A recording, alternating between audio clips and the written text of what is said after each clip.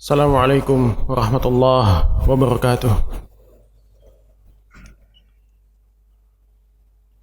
Alhamdulillah nahmaduhu wa nasta'inuhu wa nastahdihi wa na'udzu billahi ta'ala min shururi anfusina wa min sayyiati a'malina. May yahdihillahu fala mudilla lahu wa may yudlilhu fala hadiya lahu. Asyhadu an la ilaha illallah wahdahu la syarika lahu جل عن الشبيه والمثيل والكفر والنذير وأشهد أن محمدا عبده ورسوله لا نبي ولا رسول بعده. قال الله تعالى في كتابه الكريم يا أيها الذين آمنوا اتقوا الله حق تقاته ولا تموتن إلا وأنتم مسلمون. وقال تعالى يا أيها الناس اتقوا ربكم الذي خلقكم من نفس واحدة وخلق منها زوجها وبث منهما رجالا كثيرا ونساء واتقوا الله الذي تساءلون به والأرحام إن الله كان عليكم رقيبا. وقال تعالى يا أيها الذين آمنوا اتقوا الله وقولوا قولا سديدا يصلح لكم أعمالكم ويغفر لكم ذنوبكم ومن يطع الله ورسوله فقد فاز فوزا عظيما. أما بعد فإن أصدق الحديث كتاب الله وخير الهدي هدي محمد صلى الله عليه وسلم وشر الأمور محدثاتها وكل محدثات بدعة وكل بدعة ضلالة وكل ضلالة في النار. Khudul karam azanallahu wa iyyakum. Jamaah salat maghrib Masjid Jami Al-Fursan yang insyaallah senantiasa dirahmati oleh Allah tabaraka wa taala, senantiasa diberikan perlindungan oleh Allah tabaraka wa taala, amin ya rabbal alamin. Alhamdulillah, tidak henti-hentinya lisan ini bersyukur kepada Allah Rabbul Izzati wal Jalalah yang telah memberikan kepada kita begitu banyak kenikmatan, begitu banyak karunia, begitu banyak rahmat, yang kalau seandainya kita sebagai manusia, sebagai hamba Allah, kita mencoba untuk menghitung-hitung rahmat dan nikmat Allah, kita nggak akan pernah mampu untuk menghitungnya. Dan Allah sudah mengatakan hal tersebut di dalam Al-Quran, wa in ta'uddu ni'matallahi la tuhsuha. Jikalau sekiranya kalian mencoba nikmat yang telah aku berikan kepada kalian, untuk menghitung nikmat yang telah aku berikan kepadamu, niscaya kalian tidak akan pernah sanggup untuk menghitung nikmat-nikmat tersebut. Jangankan hitung nikmat, terkadang nikmat tersebut berada di dalam diri kita, kita tidak menyadari bahwasannya adanya nikmat tersebut di dalam diri kita. Kapan kita sadari? Ketika nikmat tersebut hilang. Seperti seorang yang sehat. Kapan dia sadari bahwasannya di dalam dirinya ada nikmat sehat? Ketika ia datang kepadanya sakit. Seorang yang bisa berjalan, kapan dia sadari bahwasanya di dalam dirinya itu ada nikmat kaki yang membuatnya bisa berjalan? Ketika ia sudah lumpuh. Seorang yang bisa melihat, kapan dia menyadari bahwasanya ada nikmat penglihatan di dalam dirinya? Ketika dia tidak mampu lagi untuk melihat. Maka kita jangan sampai menjadi seperti itu. Jangan sampai nikmat tersebut hilang baru kita sadari bahwasanya ternyata kita memiliki nikmat dari Allah tabaraka wa taala. Maka kita harus mensyukuri nikmat dari Allah tersebut. Dan Allah Rabbul Izzati wal Jalalah menjanjikan kepada hamba-hambanya yang bersyukur, Allah akan memberikan tambahan nikmat kepada hambanya. Kata Allah dalam Al-Quran, la in syakartum la azidannakum. Dan jikalau kalian bersyukur terhadap nikmat yang telah aku berikan kepada kalian, la in syakartum la azidannakum, maka niscaya pasti aku akan tambahkan nikmatku kepada kalian. Ini janjinya Allah. Allah akan tambahkan nikmatnya kepada orang-orang yang mensyukuri nikmat yang telah Allah berikan kepadanya. Akan tetapi lanjutan ayat tersebut, wala in kafartum, kalau seandainya kalian kufur terhadap nikmat yang telah aku berikan, kita selalu senantiasa merasa kurang, kita nggak pernah qanaah, bahkan kita nggak merasa bahwasanya kita memiliki nikmat yang begitu banyak yang telah Allah berikan di dalam kehidupan kita. Kita kufur terhadap nikmat Allah. Kata Allah apa? Inna adzabi lasyadid. Maka ketahuilah sesungguhnya azabku sangatlah pedih, kata Allah tabaraka wa taala. Tidak mungkin kita hidup di dunia ini tanpa nikmat dari Allah tabaraka wa taala. Kita bernafas pun itu menggunakan nikmat dari Allah subhanahu wa taala. Setiap detik, setiap menit, setiap saat yang kita lalui semuanya karena nikmat dari Allah Rabbul Izzati wal Jalal. Maka kita patut untuk mensyukuri nikmat-nikmat yang telah Allah berikan kepada kita. Ikhwatul kiram azanallahu wa iyyakum. Salawat serta salam senantiasa kita curahkan kepada Nabi kita yang tercinta, Rasul kita yang mulia, Nabi Muhammad sallallahu alaihi wasallam, seorang manusia terbaik yang telah menunjukkan kepada kita jalan yang paling diridhai oleh Allah tabaraka wa taala untuk masuk ke dalam surganya Allah. Seorang manusia terbaik yang telah mengajarkan kepada kita syariat yang telah Allah sampaikan kepada Nabi kita Muhammad sallallahu alaihi wasallam. Seorang yang mengajarkan kepada kita satu-satunya agama yang diterima di sisi Allah Subhanahu wa taala. Kata Allah apa? Di dalam Al-Qur'an, "Innad dina indallahi Islam." Sesungguhnya agama yang diterima di sisi Allah hanyalah agama Islam. Maka dengan ayat ini membatalkan semua perkataan yang mengatakan bahwasannya semua agama sama. Agama yang diterima di sisi Allah hanyalah agama Islam. Orang-orang yang mengatakan bahwasannya semua agama sama dan semuanya bermuara ke surganya Allah Subhanahu wa taala, ini adalah perkataan yang batil, perkataan yang sesat dan menyesatkan.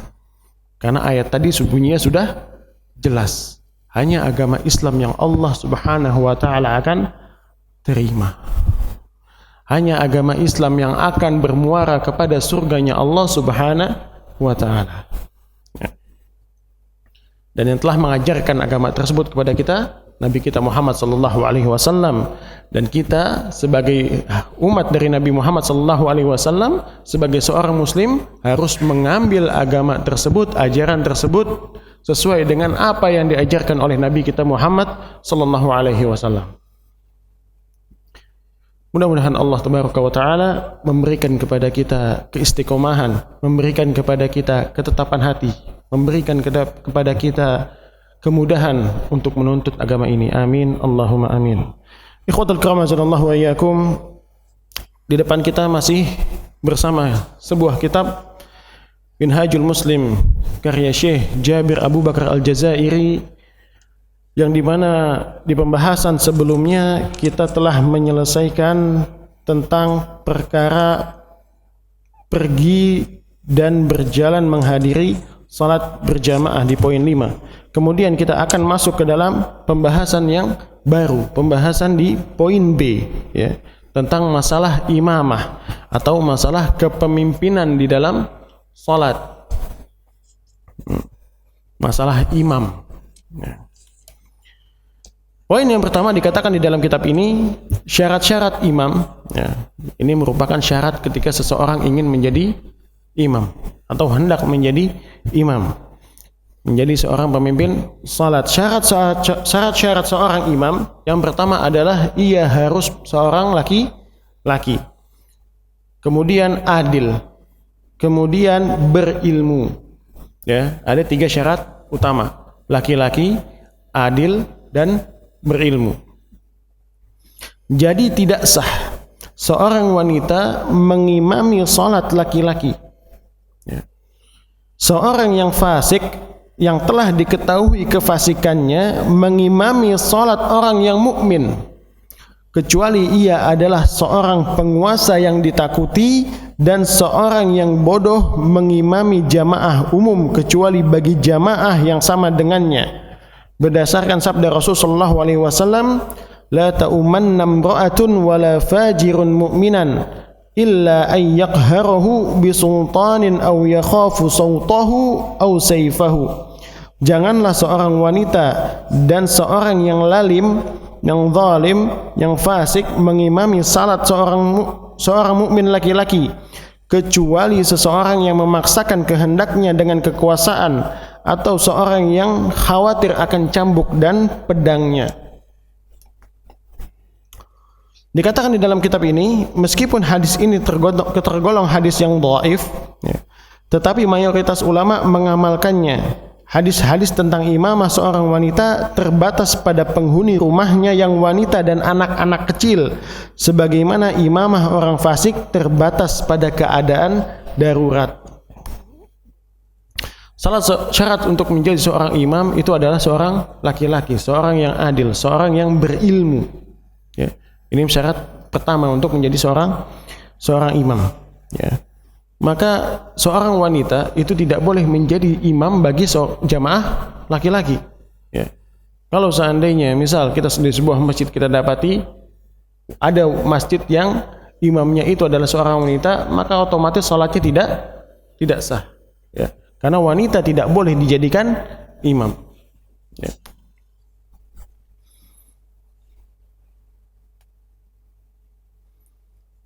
Di dalam hadis ini dikatakan, di dalam kitab ini dikatakan, ya, meskipun hadis ini digolongkan sebagai hadis yang dhaif, ini perlu dikasih garis bawah, Pak, ya. Ya. Dalam penerapan hukum itu tidak dibolehkan, para ulama bersepakat tidak dibolehkan menggunakan hadis dhaif sebagai sumber hukum, ya, sebagai sumber hukum, nggak boleh, ya. Ulama itu berselisih pendapat ketika hadis dhaif itu digunakan sebagai fadhail al-amal, untuk menunjukkan keutamaan dari sebuah amal. Ya, yang memang kebanyakannya sudah ada hadis duluan yang menjelaskan tentang keutamaan amalan tersebut. Ya. Jadi bukan memunculkan hukum baru, Ya. Hadis dhaif tidak boleh digunakan sebagai pijakan hukum. Ya, ini perlu digarisbawahi. Nanti jangan salah paham. Hadis dhaif nggak boleh digunakan sebagai pijakan hukum. Ya. Bahkan dalam perkara fadhailul amal pun ulama berselisih pendapat. Ada yang menyatakan bahwasanya semua hadis dhaif tidak boleh digunakan meskipun untuk menjelaskan keutamaan amal. Ada yang berpendapat boleh kalau seandainya hanya menjelaskan keutamaan amalan saja. Memang sudah ada hukum terkait amalan tersebut dari hadis yang lainnya. Ya, artinya untuk memotivasi saja. Ya, ini masih silang pendapat. Ya, tetapi yang lebih aman adalah tidak menggunakan hadis yang dhaif. Tidak menggunakan hadis yang dhaif untuk menunjukkan sumber hukum ataupun fadhail al-amal. Ya. Dan di dalam kitab ini untuk menentukan bahwasanya pemimpin itu harus imam itu harus laki-laki, ya, wanita nggak boleh menjadi imam bagi para laki-laki, itu ditunjukkan oleh hadis yang lain, sudah ada penguatnya, ya, sudah ada penguatnya. Di poin 2, orang yang lebih utama menjadi imam. Orang yang paling utama menjadi imam adalah orang yang paling fasih bacaannya. Ya. Lalu orang yang paling mengerti masalah agama Allah, yakni agama Islam. Lalu orang yang paling bertakwa, kemudian orang yang paling tua usianya, berdasarkan sabda Rasulullah SAW, ya ummul qauma akra'uhum li kitabillah. Fa in kanu fil qira'ati sawa fa'alamuhum bis sunnah. Wa in kanu fis sunnati sawa fa'aqdamuhum hijrah. Fa in kanu fil hijrati sawa fa akbaruhum sinnan. Hendaklah orang yang mengimami salat suatu kaum adalah orang yang paling fasih bacaan Al-Qur'annya, yakni paling baik bacaan Al-Qur'annya. Tajwidnya sesuai, makharijil hurufnya sesuai, sifatul hurufnya sesuai, ya. Maka dia yang paling utama pantas menjadi seorang imam.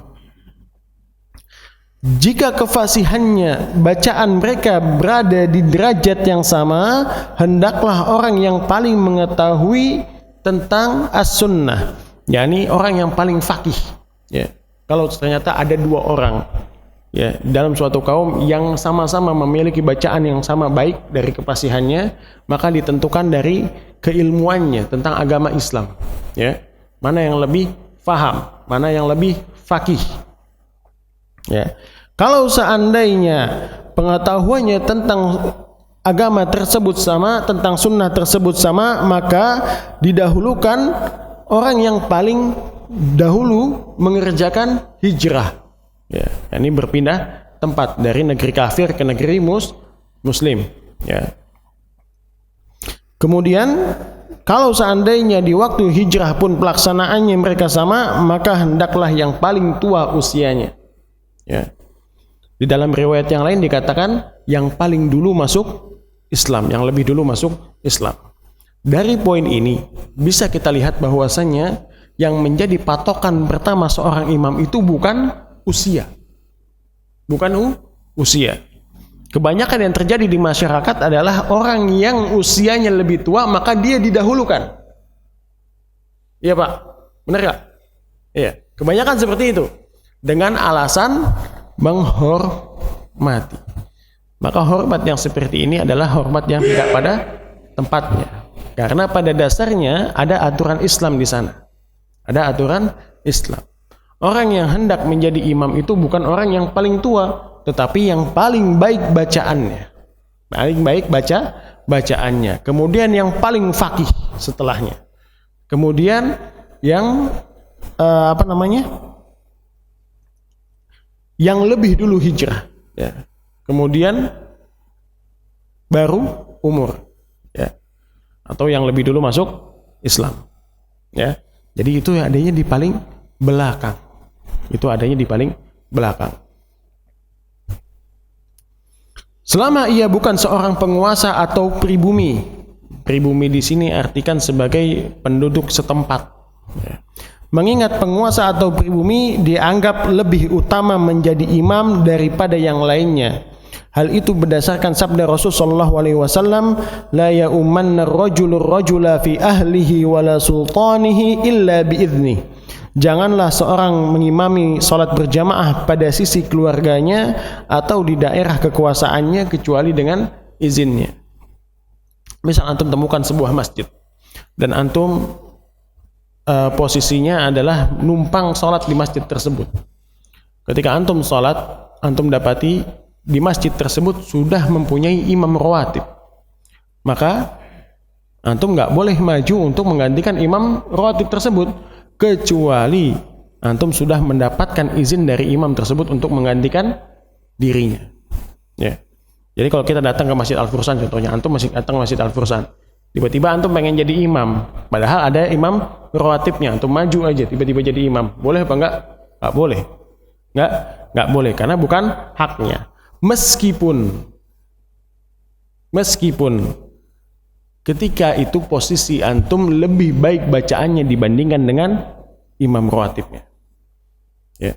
Meskipun posisinya lebih baik bacaannya dibandingkan dengan imam rawatibnya, tetap nggak boleh. Harus dengan izin imam rawatib. Kalau nggak ada imam rawatibnya, misalnya, harus dengan izin penduduk setempat. Ya. Artinya kita pendatang yang numpang sholat di masjid tersebut, meskipun nggak ada imamnya, nggak bisa tiba-tiba maju. Ya. Nggak ada imam rawatibnya, tapi nggak bisa tiba-tiba maju. Harus minta izin tersebut terlebih dahulu. Tiba-tiba muadzin mengumandangkan iqamah, Allahu Akbar, Allahu Akbar. Lonong aja maju ke depan. Imam. Dan ini nggak boleh. Ya. Kemudian poin yang ketiga, imamah anak kecil. Anak kecil sah menjadi imam dalam sholat sunnah, namun tidak dalam sholat wajib. Karena orang yang sholat wajib tidak boleh bermakmum kepada orang yang sholat sunnah. Sedangkan sholatnya anak kecil dihukumi sebagai sholat sunnah. Jadi imamah anak kecil dihukumi tidak sah dalam sholat wajib berdasarkan sabda Rasulullah SAW, la takhtalifu ala imamikum. Janganlah kalian berbeda dengan imam kalian. terjadi perbedaan pendapat di kalangan para ulama tentang orang yang sholat wajib bermakmum kepada orang yang sholat sunnah. Imam Syafi'i rahimahullahu ta'ala berbeda pendapat dengan mayoritas ulama, di mana beliau membolehkan anak kecil menjadi imam sholat wajib dengan merujuk riwayat yang dituturkan Amr bin Salamah yang menjelaskan bahwa Nabi Muhammad SAW bersabda kepada kaumnya, ya ummukum akra'uhum, hendaklah orang yang paling fasih bacaannya mengimami sholat kalian. Kemudian aku mengimami sholat mereka, padahal saat itu aku masih berusia 7 tahun. Ikhwatul kiram azanallahu wa iyyakum. Di sini dikatakan bahwasanya anak kecil sah menjadi imam sholat dalam sholat sunnah, tetapi tidak dalam sholat wajib. Alasannya karena sholatnya anak kecil dihukumi sebagai sholat sunnah. Maka Anda lanjutkan. Kemudian di sini ada dua permasalahan sebetulnya.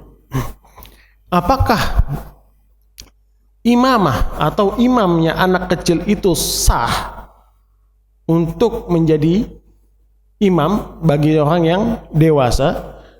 Ini permasalahan pertama. Kemudian permasalahan kedua, apakah imam yang sedang sholat sunnah, orang-orang itu boleh bermakmum dengannya, padahal orang yang bermakmum itu adalah sedang sholat wajib?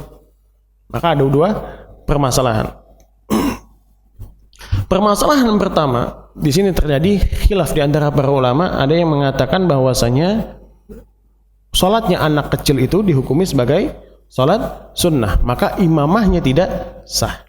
Dan tidak sah seorang yang sholat wajib itu bermakmum dengan sholat yang sunnah. Ini pendapat yang pertama. Pendapat yang kedua adalah boleh seseorang itu berimam dengan anak-anak, sah sholatnya. Orang dewasa berimam dengan anak-anak meskipun dia belum balik, dengan syarat anak tersebut adalah orang yang paling fasih bacaannya. Anak tersebut adalah orang yang paling fasih bacaannya. Dalilnya mana? Dalilnya dikatakan di sini dari Imam Syafi'i meriwayatkan tentang kisah Amr bin Salamah, yang dimana Rasulullah SAW mengatakan kepada Amr bin Salamah dan kaumnya. Amr bin Salamah ini umurnya sekitar 6-7 tahun ketika itu.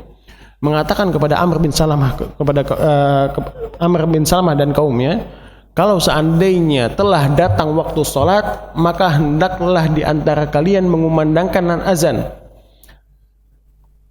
Hendaklah di antara kalian mengumandangkan azan.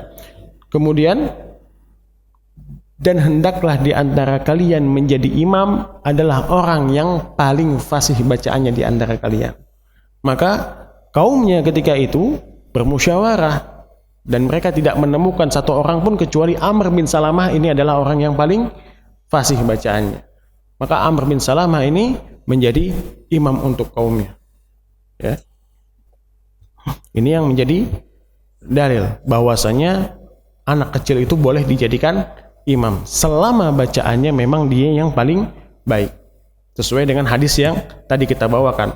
Yang paling utama untuk menjadi imam itu bukan umur, tetapi kemampuan dari bacanya.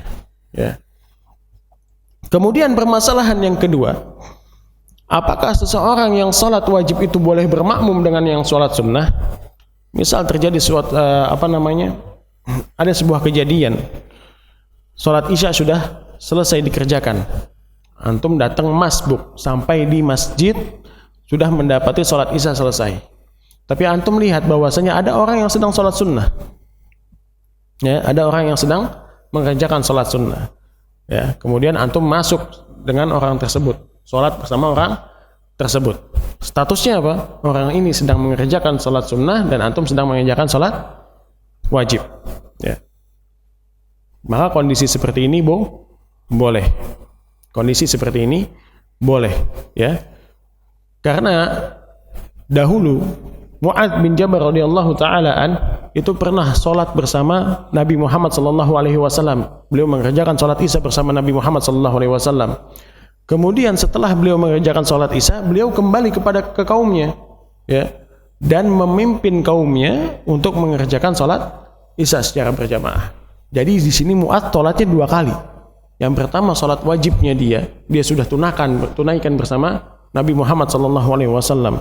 Kemudian dia sholat lagi Isya yang kedua bersama kaumnya. Karena pada saat itu Mu'adz ini adalah orang yang paling baik bacaannya, ya, orang yang paling baik bacaannya di kaumnya, sehingga beliau dijadikan imam.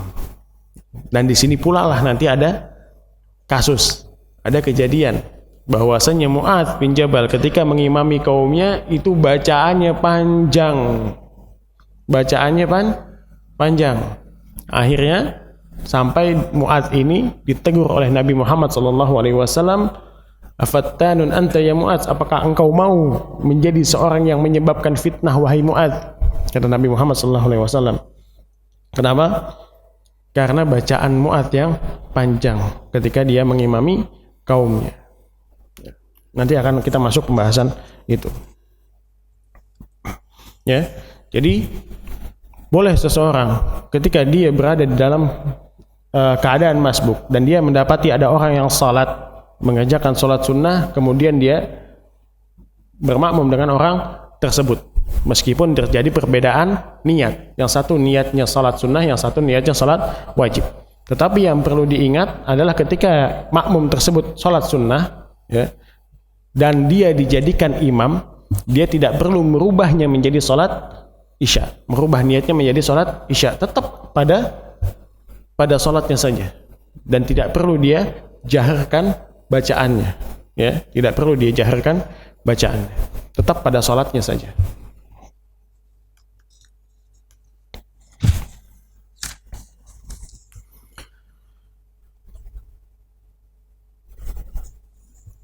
Kemudian yang keempat, ya, tetapi dikatakan di dalam kitab ini lanjutannya, tetapi mayoritas ulama memandang riwayat tersebut sebagai riwayat yang dhaif. Seraya berkata, hadis tentang kebolehan seorang anak yang masih belia menjadi imam termasuk hadis muhtamal, yang ini mengandung kemungkinan di mana ada kemungkinan Rasulullah SAW tidak pernah melihat Amr mengimami salat kaumnya, mengingat mereka tinggal di gurun pasir yang jauh dari Madinah. Ya, jadi memang terjadi khilaf di antara para ulama. Ya. Dan insya Allah yang rajih adalah bolehnya seorang anak kecil itu menjadi imam bagi orang dewasa dengan syarat bacaannya fasih, dan dia yang terbaik memang bacaannya. Kemudian yang kedua adalah bolehnya seseorang bermakmum dengan orang yang sholat sunnah. Kemudian yang keempat adalah imamah wanita. Seorang wanita sah mengimami sholat para wanita dan ia berdiri di tengah-tengah mereka. Tadi enggak sahnya kalau wanita mengimami laki-laki. Kalau wanita mengimami sesama wanita, maka itu diperbolehkan. Karena Nabi Muhammad SAW telah mengizinkan Ummu Waraqah binti Naufal mengangkat seorang muadzin baginya di rumahnya sehingga ia dapat menunaikan salat berjamaah bersama anggota rumahnya. Nah, ini juga terdapat khilaf di antara para ulama, Pak. Ya. Wanita itu tidak dibolehkan untuk azan, ya, tidak perlu untuk azan, ya. Tetapi untuk iqamah memang dianjurkan. Memang dibolehkan untuk iqamah. Kalau azan tidak perlu, cukup diwakilkan dengan azan yang sekitar saja. Ya. Ketika sholat berjamaah wanita dengan wanita di rumah misalnya, itu cukup iqamah saja. Ataupun tanpa iqamah nggak jadi masalah.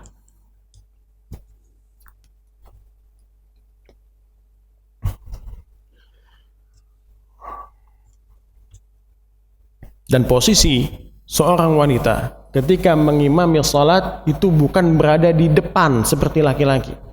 Kalau kita saksikan bahwasanya ketika kita salat maghrib, imamnya berada di depan sendirian, dan jamaah itu berada di belakangnya, shaf 1, shaf 2, shaf 3, ya, seperti itu. Akan tetapi kalau jamaah wanita, maka imamnya itu berada di tengah-tengah jamaahnya, ya. Dan shaf itu dimulai dari kanan dan kiri imamnya. Shaf dimulai dari kanan dan kiri imamnya. Ya. Jadi imamnya ini wanita di tengah-tengah, kemudian safnya di kanan dan kirinya. Bukan maju di depan. Bukan maju di depan. Sebagaimana yang dilakukan oleh Ummul Mukminin Aisyah radhiyallahu taala anha ketika mengimami para sahabiah yang lain.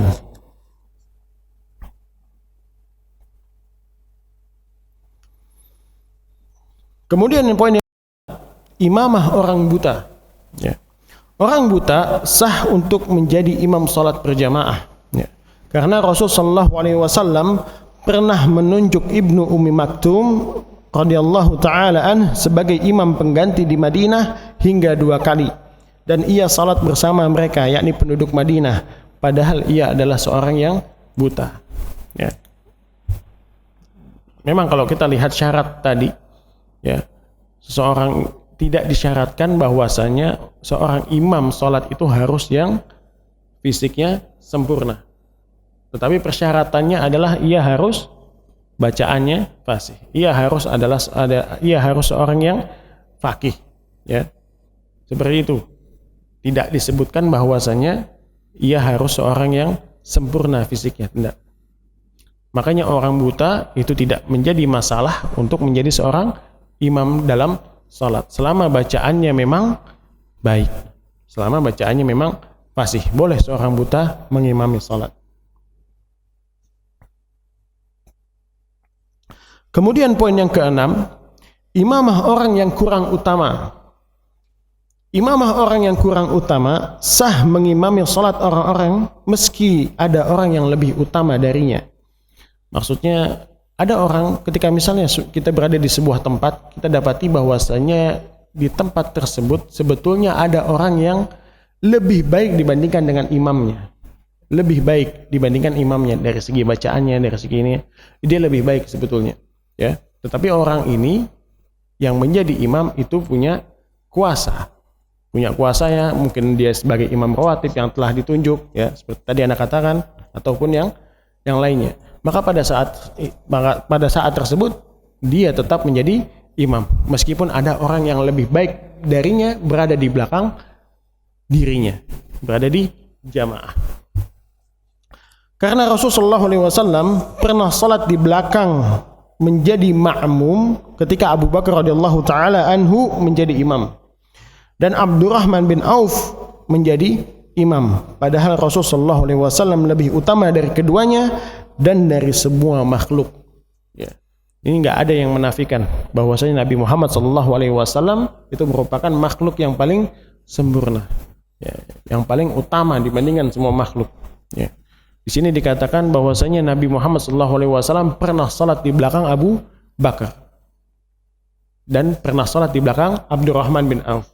Memang terjadi khilaf di antara para ulama karena dua kejadian ini adalah kejadian yang ada kasus lah, ya. Ada kejadian khusus. Yang pertama adalah karena Nabi Muhammad SAW sakit keras menjelang kematiannya, maka Nabi Muhammad SAW memerintahkan kepada Abu Bakar untuk mengimami manusia untuk sholat. Ini sudah masuk waktu sholat dan Nabi Muhammad SAW nggak bisa menjadi imam. Maka Nabi perintahkan Abu Bakar untuk sholat. Di tengah-tengah sholat Abu Bakar bersama para sahabatnya, Nabi Muhammad SAW datang, ya, masuk ke dalam jamaah tersebut. Ya.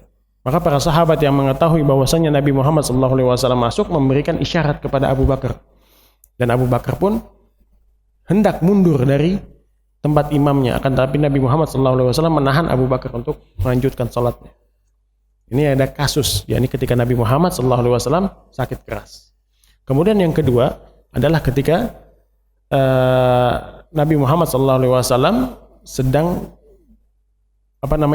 buang hajat, ya, sedang pergi untuk menyelesaikan hajatnya dalam kondisi peperangan waktu itu. Ya, karena waktu sudah mulai habis, sholat subuh kalau nggak salah, waktu sudah mulai habis, maka para sahabat berunding. Akhirnya ditunjuklah Abdurrahman bin Auf yang waktu itu dikatakan sebagai orang yang paling baik bacaannya untuk menjadi imam. Dan ketika Abdurrahman bin Auf menjadi imam, Nabi Muhammad SAW kembali dari buang hajatnya dan beliau berada di barisan kaum muslimin, di soft kaum muslimin.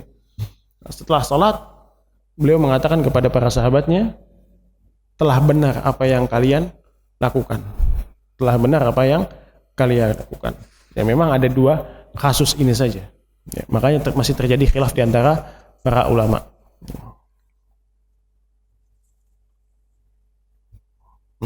Maka yang seharusnya dilakukan ya untuk keluar dari khilaf, kalau seandainya kita tahu misal kita sebagai imam di suatu tempat, ya, kita sebagai imam rawatib di suatu tempat atau imam yang ditunjuk di suatu tempat, dan kita mendapati ketika kita hendak mendirikan sholat ada orang-orang yang memang dalam tanda kutip dia lebih utama untuk menjadi imam, maka hendaklah kita persilahkan orang tersebut untuk menjadi imam.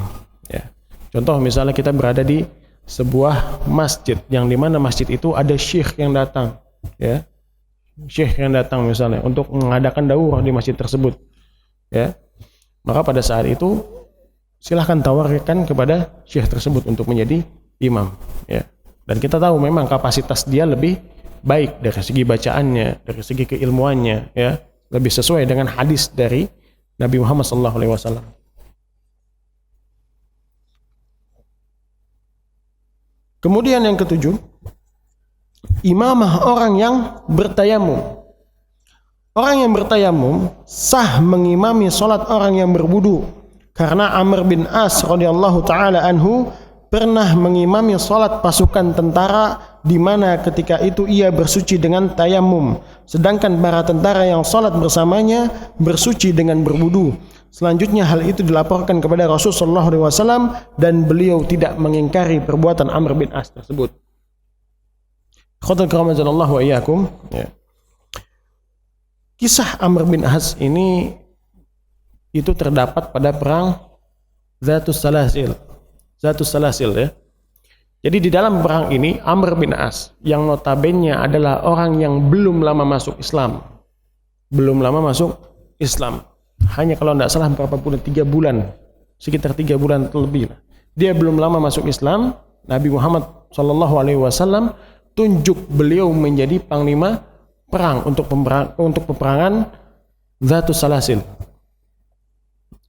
Di belakang Amr bin As itu ada Umar bin Khattab, ada Abu Bakar, ada para sahabat-sahabat yang lain yang lebih dulu masuk Islam. Ya. Kan tapi Nabi di sini menunjuk Amr bin As. Suatu ketika, ya, ketika malam hari tiba, Amr bin As ini qadarullah junub. Qadarullah junub. Ya, maka orang yang junub ini kan harusnya mandi, Pak. Ya, dia harus bersuci dulu baru dia bisa mengerjakan salat. Datang waktu subuh, air ada. Air ada. Sahabat yang lainnya semuanya berwudu dengan air. Akan tetapi Amr bin As ini, karena dia adalah seorang panglima perang dan dia takut binasa karena dinginnya yang luar biasa pada saat itu, dia mengambil inisiatif untuk tayamum. Ama Umar radhiyallahu taala anhu ditahan. Nggak boleh tayamum, ini ada air. Kenapa harus tayamum? Ya, nggak boleh. Ini ada air, karena memang kalau ada air nggak boleh tayamum. Kecuali kita tidak bisa menggunakan air tersebut. Ya. Bahkan Umar sempat melaporkan kepada Abu Bakar, akan tapi Abu Bakar menahan Umar bin Khattab untuk bersabar. Karena Amr bin As adalah orang yang ditunjuk oleh Nabi Muhammad SAW menjadi seorang panglima perang. Ya. Singkat cerita, maka Amr bin As pun tetap bertayamum dan dia memimpin sholat subuh secara berjamaah. Setelah peperangan sampai berita ini kepada Nabi Muhammad SAW dan Nabi Muhammad SAW menanyakan kepada Amr bin As terkait kenapa dia melakukan hal tersebut, dan Amr bin As pun menjelaskan alasannya. Kemudian Nabi tidak mengingkari perbuatan Amr bin As, artinya dibenarkan. Ya. Maka dari sini menjadi dalil bahwasanya orang yang bertayamum itu boleh untuk mengimami orang yang sholatnya berwudu dengan air. Ya. Contoh lain, kalau seandainya kita misalnya datang di suatu masjid, kita berwudu dengan air, ya, tiba-tiba imam rawatibnya itu ketika mau berwudu mati lampu kehabisan air, sudah nggak ada air, ya, maka mau nggak mau dia akan tayamum. Dan memang di sekitar daerah itu nggak ada air, sudah jauh di daerah, cuma di situ doang yang ada air, ya. Dan ini mati habis airnya, maka dia tayamum. Ketika itu dia tetap mengimami jamaah salat meskipun dia dalam kondisi tayamum dan makmumnya sudah berwudu dengan air. Ya. Baik, kita azan dulu.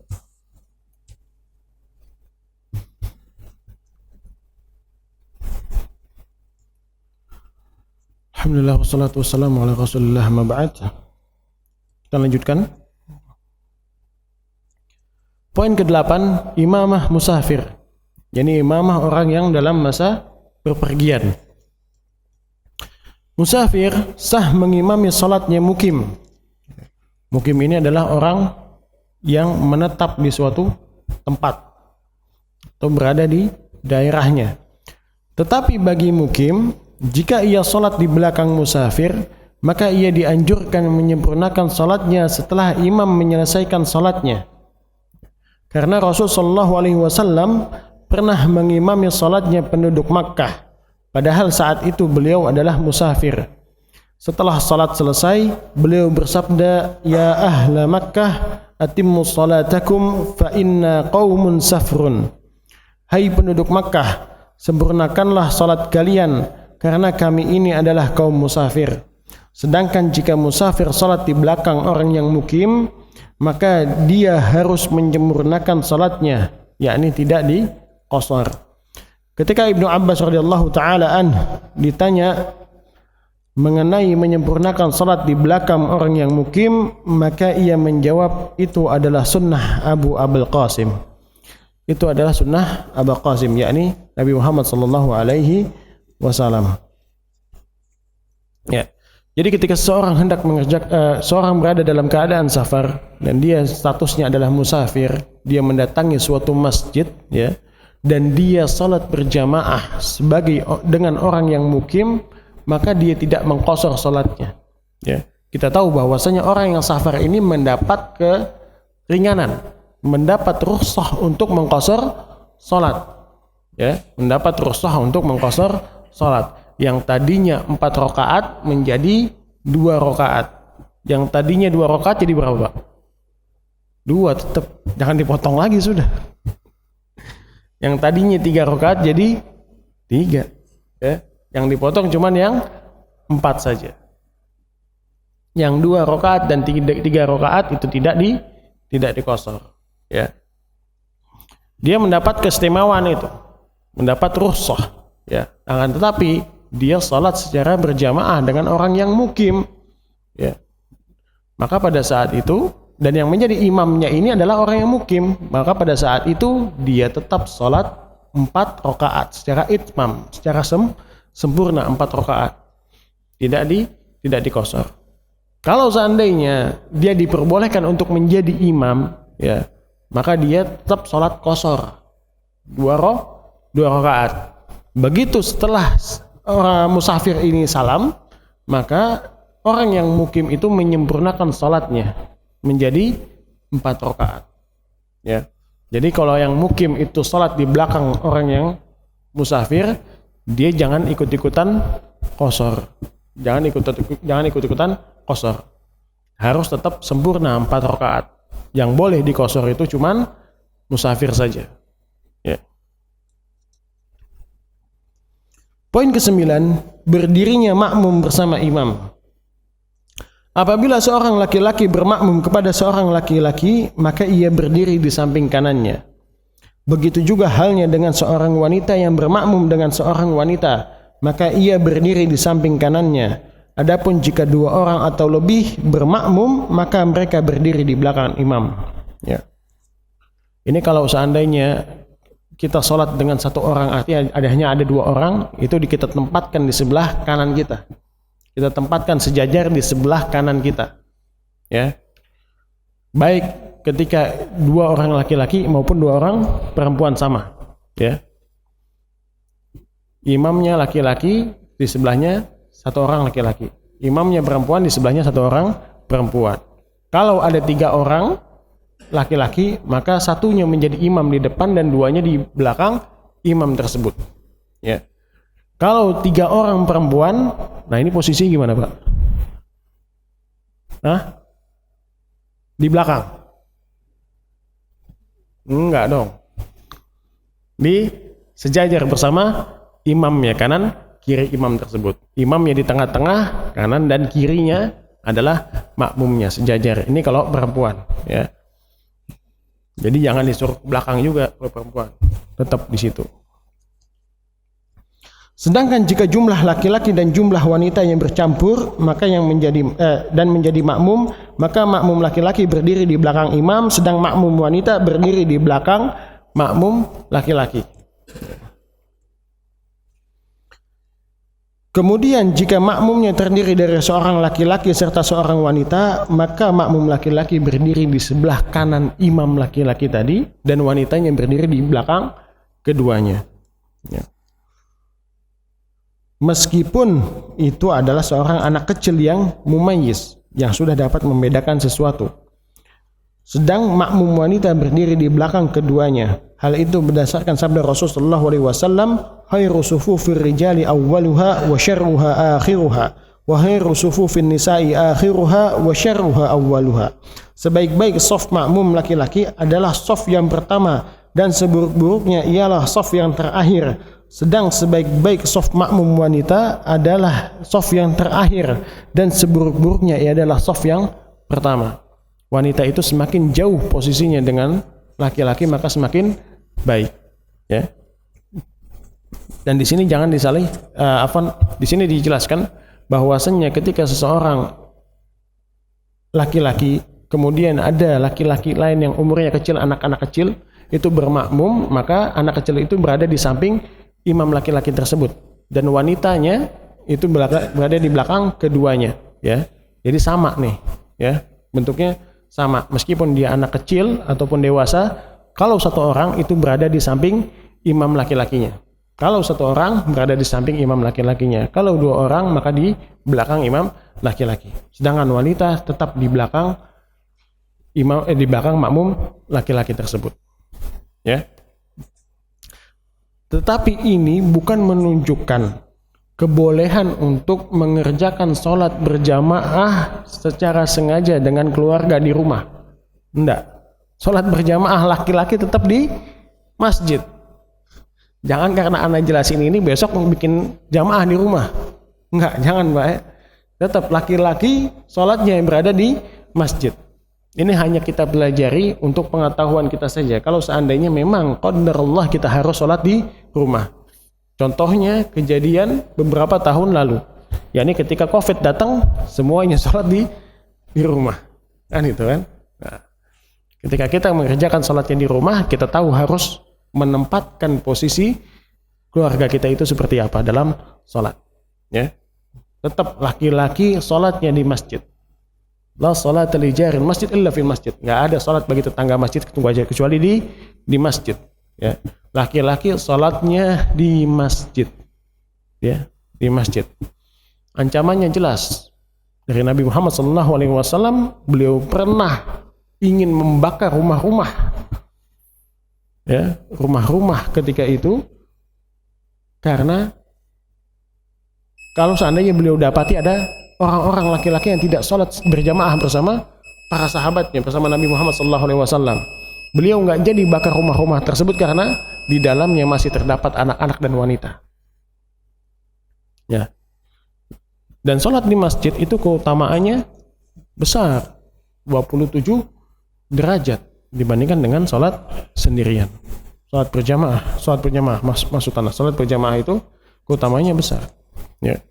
Dan langkah kita setiap hari ke masjid itu menghapuskan dosa-dosa. Banyak keutamaannya ketika kita sholat di masjid. Baik, karena waktu sudah habis, insya Allah kita cukupkan sampai di sini. Kita tutup, ya, tidak ada pertanyaan. Mudah-mudahan di pertemuan yang selanjutnya kita bisa lanjutkan. Insyaallah ada pertanyaan. Mau bertanya? Baik. Foto satu aja, Pak. Jangan. Wassalamualaikum warahmatullahi wabarakatuh.